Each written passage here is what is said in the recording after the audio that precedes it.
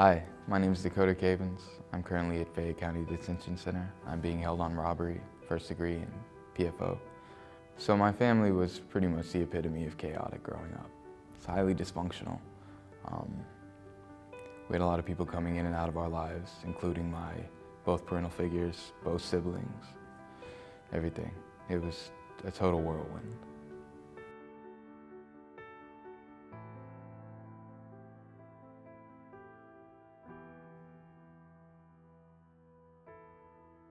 I'm Rick Vaughn. I'm almost 60 years old. I'm Dakota Cavens' stepfather. I've been involved in his life since the day he exited his mother. And so I've always been involved with Dakota, trying to help him out and do the best things that I could do. When Christina and her little friend came to my home, she was 7.5 months pregnant, and had just left Dakota's natural father. From what little I could gather was they were driving down the highway and he went nuclear on her, pulled out a buck knife and began to slash her. She was driving and she put her hand up, and when she did, he almost cut 4 fingers off her hand. Charles Cavens is, I hate to say that, pretty much a waste of oxygen. He's got 5 children, never been involved in any of them. He's pretty much institutionalized, in and out, in and out, in and out. She came back with Dakota in her belly, cut up. I kind of went, okay, fine, you can move back in, and we tried it again. I think that was our 3rd or 4th attempt. And just as she was delivering, Charles showed up raising hell because he wanted to be there, and he was upset because I was there. And then in the middle of the argument, he decided he was going to reach across the bed and grab a pregnant woman by her throat with his hands. I almost caught a charge that day because I picked him up and threw him through the door, literally. It put quite a strain on Cody when he was young. I mean, he knew me as his stepfather, but he still had that natural curiosity about his real dad. I've always tried to give him a sense of family. I've always tried to tell him, look, man, I may only be your stepdad, but I am the person that really gives a damn about you. My name's Michael Hoke, and I am Dakota's uncle. I am Kelly Hoke, and I'm his aunt. My sister is Dakota's mom. Well, the family dynamic from Dakota from the beginning is his first father, his birth father, was way out there. Charles Richard, he was a real bad character. In that story, we feel sorry for Tina. Yeah, because She had in a fact, terrible. several times Tina threw her body over top of Dakota to protect him from getting killed by the rage of his dad. Yeah, physical abuse while pregnant. One time he beat her with a baseball bat so bad it almost killed her, with Dakota underneath her, because she was shielding him. And another time he about chopped all her fingers off. That, I think, traumatized both Tina and Dakota. And so that set Tina up for not being able to transition into a good mother.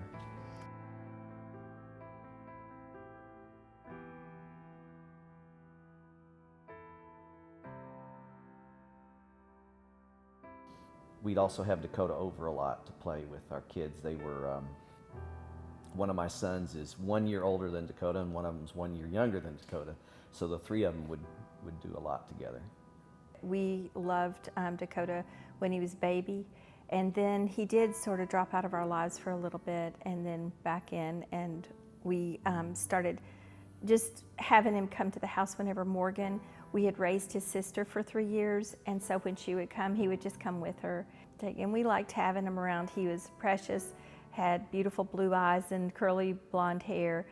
Well, we started seeing problems, I guess, when Dakota was living at the trailer park with my sister, and I'm not sure who was with her at that point. She's had a lot of different men through the years.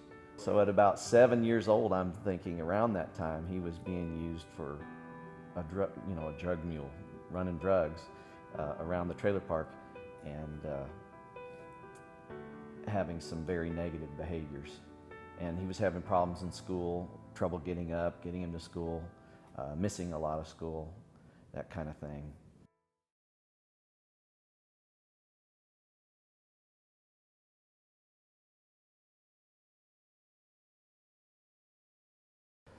So growing up with my mother was, it's probably the most traumatic time I've ever been through in my life.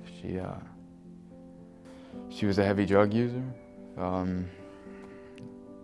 She had really crazy boyfriends, and my mom would always get crazily abusive with my sister. I remember being really young, like 7 years old, and my mom slamming my sister into the fridge and cracking her head open.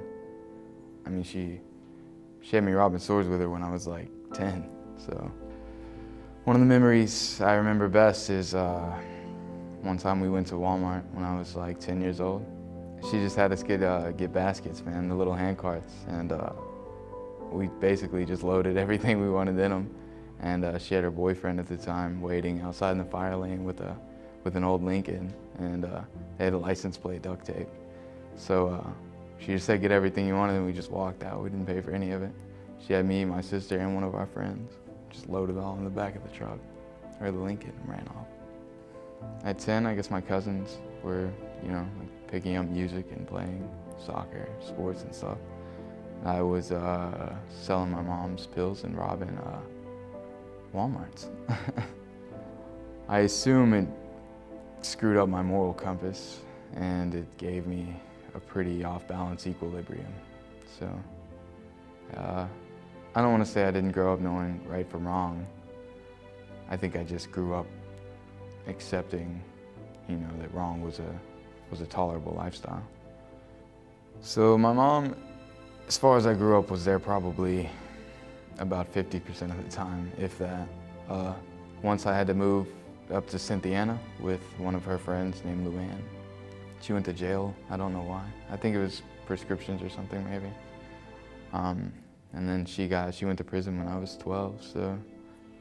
And then a couple of times, like once she left me in a trailer in Nicholasville for a couple of weeks, and I guess she just went off with some guy. So I ended up having to call my dad, and he came and picked me up. And I pretty much just unofficially moved in with him. I didn't actually know my biological father. I've heard he's a pretty rough guy, but fortunately for me, I had my stepfather, my mother's ex-husband, Richard Vaughn. He stepped in when I was born, and I guess due to pure chivalry, took the place of my father. It never bothered me not knowing him because, you know, I had Rick to step in and take that place. So he's always been my father figure, and when he wasn't able to be there, I had a loving uncle to fill that void. That's when social services stepped in and took him out of that environment and then put him with us. We have him at our house. He's going to stay with us, but she was constantly turning him against us and wanted him to rob from us and give her the money and a bunch of silly stuff. And so finally, he got agitated with us with that little cycle of bipolar and said, I'm out. I want out of here. I'm not staying here. And I couldn't get him to listen. I said, if you tell the social worker you want out, I said, you're going to get out, but you have to go to Ramey E-Step. You're going to have to go to a state-run facility. It's going to be terrible. I want out of here, and I'll go back with my mom. And I said, they're not going to let you go back with mom. And I couldn't reason with him. I drove him down to Ramey E-Step, and he got out of the car, and the security officer was there. He goes, take your shoes off, son. He goes, what do you mean take my shoes off? He said, son, this ain't no summer camp, boy. You're at Ramey E-Step. And I can remember it hitting him. He looked me in the eye, just like, why are you allowing this? And he held me responsible for that for a long time.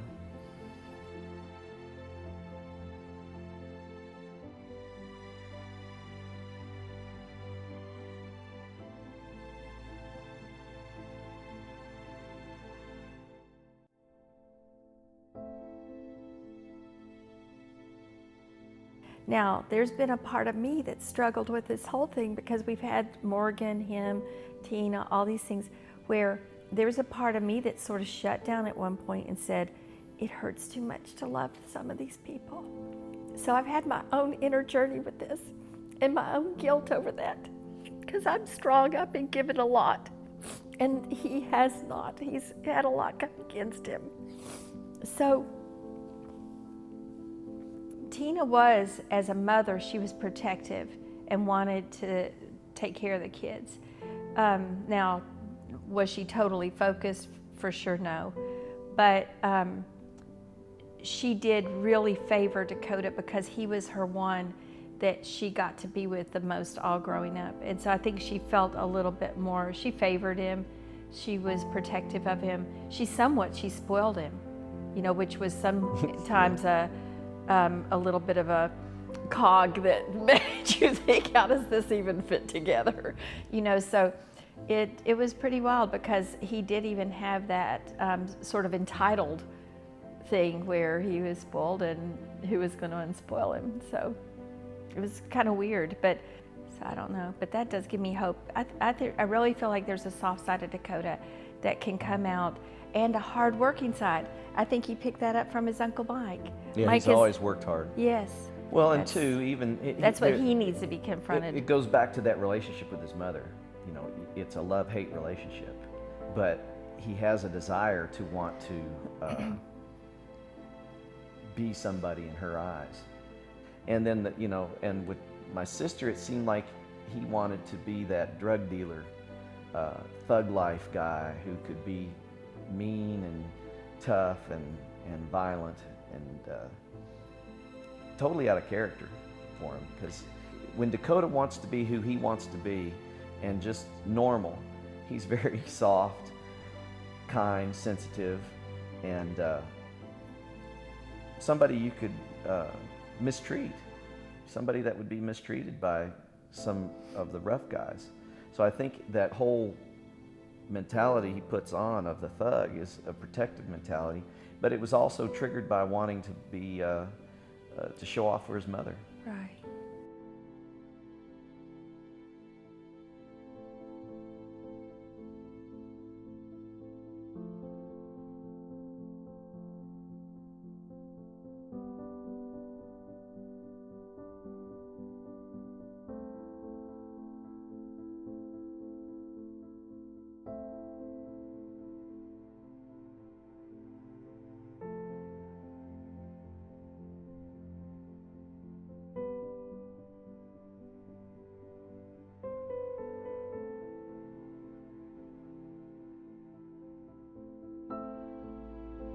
After she left, I still had a lot of problems to deal with, and unfortunately drugs were the only way I knew how to cope with that. I was pretty much bottle fed them. I mean, she'd give me Valiums when I was upset. So I'm a 7-year-old, 10 years old, you're gonna take what your mom gives you, you know? She introduced them to me. Loratabs, you know, whatever. She's always been prescribed medication. She always gave them to me. Never a big deal. I didn't really experiment with anything harder than pills until, you know, I was like 14. I started doing acid and some hallucinogenics. After that, it was just more of the same pills until, you know, around 18, I started getting into cocaine pretty heavy. So IV use started mainly right before I went to prison. I started intravenously doing Percocets a lot and cocaine. So I was homeless and still very much a drug addict, because when you're homeless, man, everything's bad. So yeah, I didn't know what to do with my life at all. Everything was spinning, so.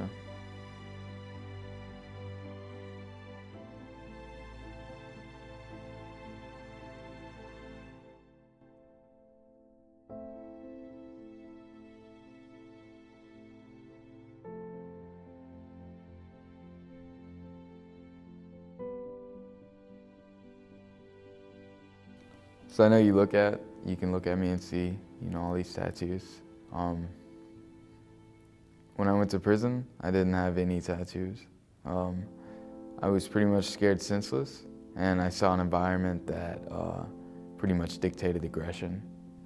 So I thought the best way to adapt to that environment was to pretty much promote aggression. And so I did a lot of things for my image. You know, I acted out very violently. I became aggressive, pretty much became the savage. And then, unfortunately, the name stuck. I've also got bad boy on my eyelids. I got the name, I started reacting to situations really poorly, and everybody was just like, man, he's savage. And so they started calling me savage. And I had to take a pretty morbid pride in that, because I just wanted to get by. And I was in there I didn't know what I was doing in there. I didn't feel like I belonged in there. And I just, you know, wanted to keep the sharks off me. And so I didn't receive any treatment for addiction or anything else while I was in prison. I found virtually no rehabilitation. Instead, I got segregated, I got isolated, and I got used to having to cope with violence. And being in isolation probably, I don't know, regressed my mental state. It hurt me far more than it could ever help anybody. I think that's the worst type of punishment on the face of this earth.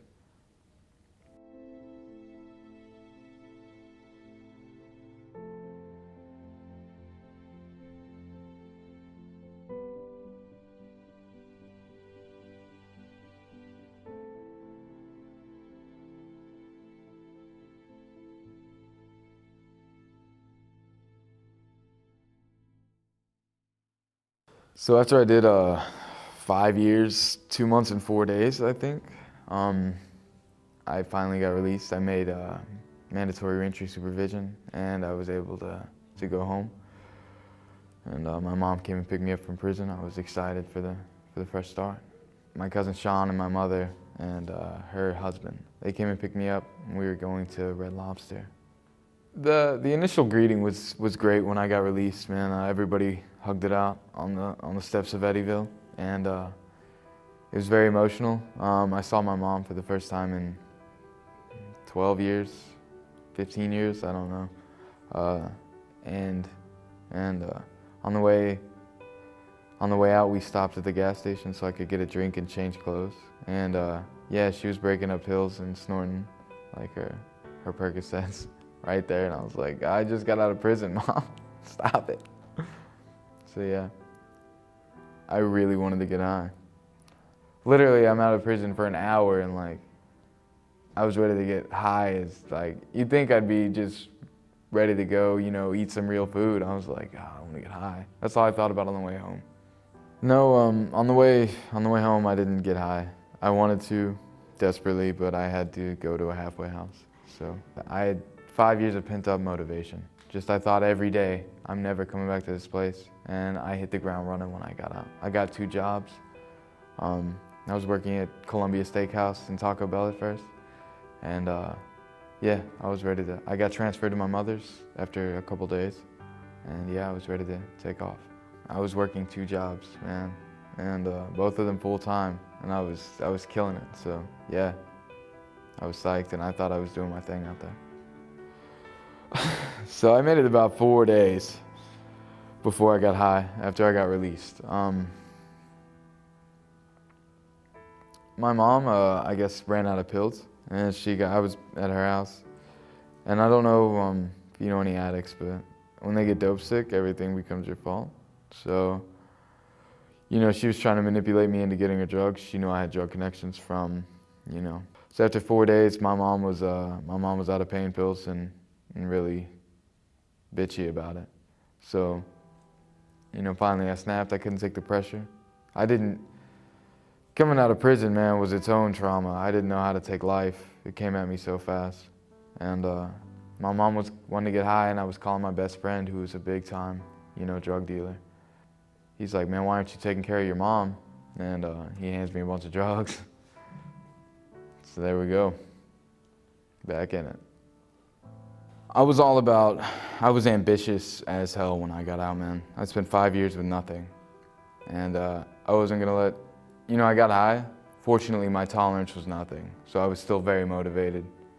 me and my mother ended up falling out, and so I left and had to go get on my own, and that was the easiest way for me to support myself. So before I was able to make it off of my MRS status, I was in a coma. I was put in a coma for 3 days due to an overdose of fentanyl. And yeah, I was on life support. I almost died. After I left the hospital, I called my probation officer, and he told me I needed to go to rehab. I had to do a 30-day stay in rehab, and it helped a little. 30 days wasn't enough for me. 30 days in rehab wasn't enough to kick that habit. I didn't even begin to realize that I had a problem. It's just been so long in my life that I've had it. I guess I understood I did drugs, but where I was making money, working, you know, it was so natural to me. I guess subconsciously I dismissed it. Drugs have pretty much been my life, man. There's so much of my life that I almost dismissed them entirely as normalcy.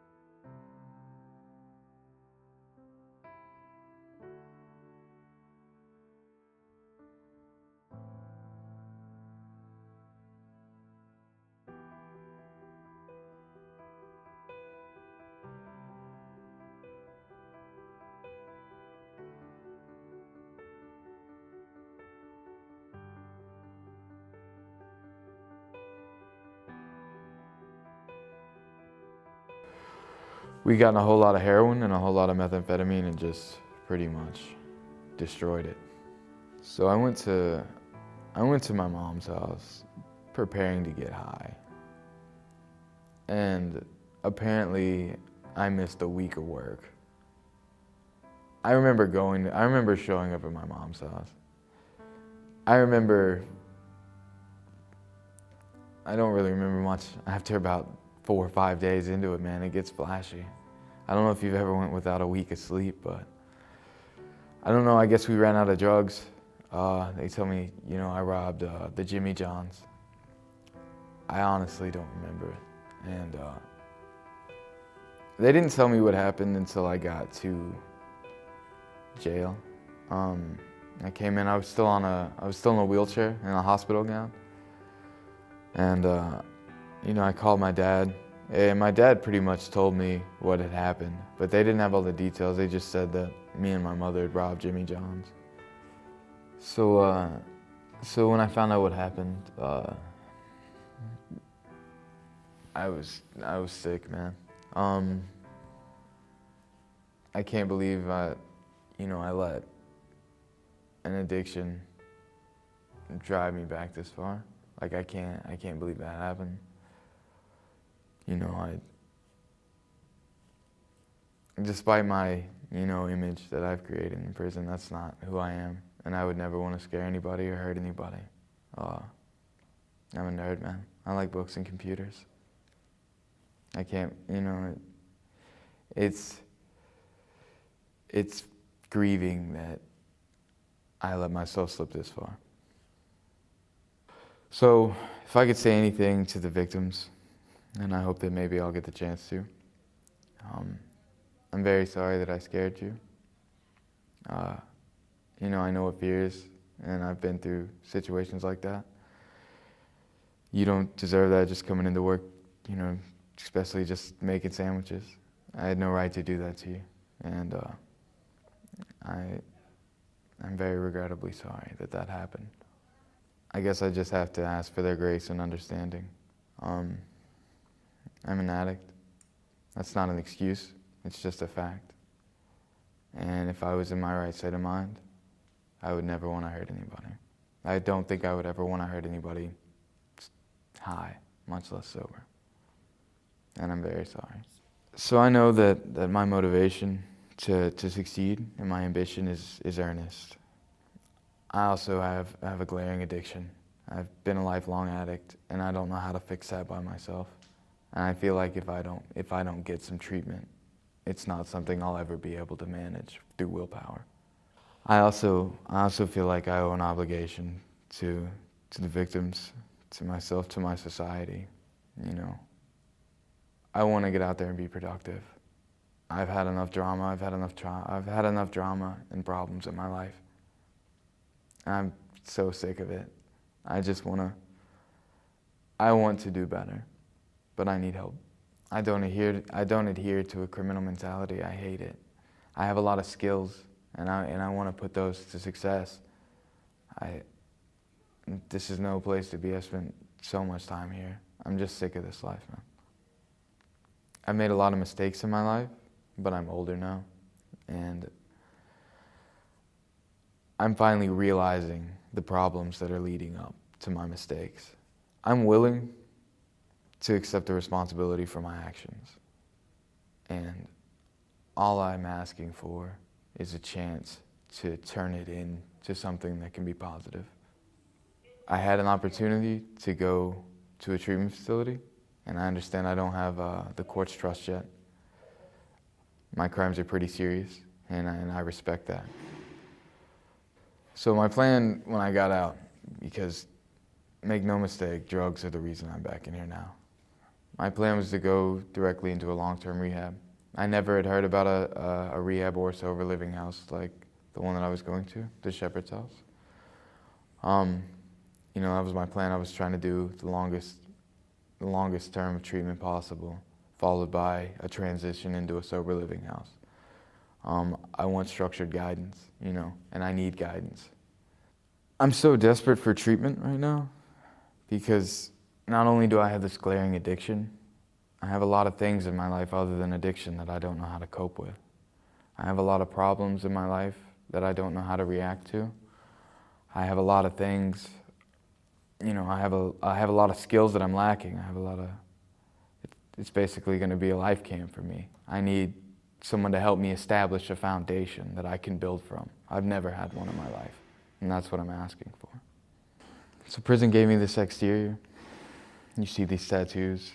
I can't change, you know, I can't change that. I need you all to be able to look past that, and I need you to see that I'm an honest, driven individual, and I want a chance not only for myself to succeed, but to show everyone else around me that I'm capable of the potential that everyone claims that I have.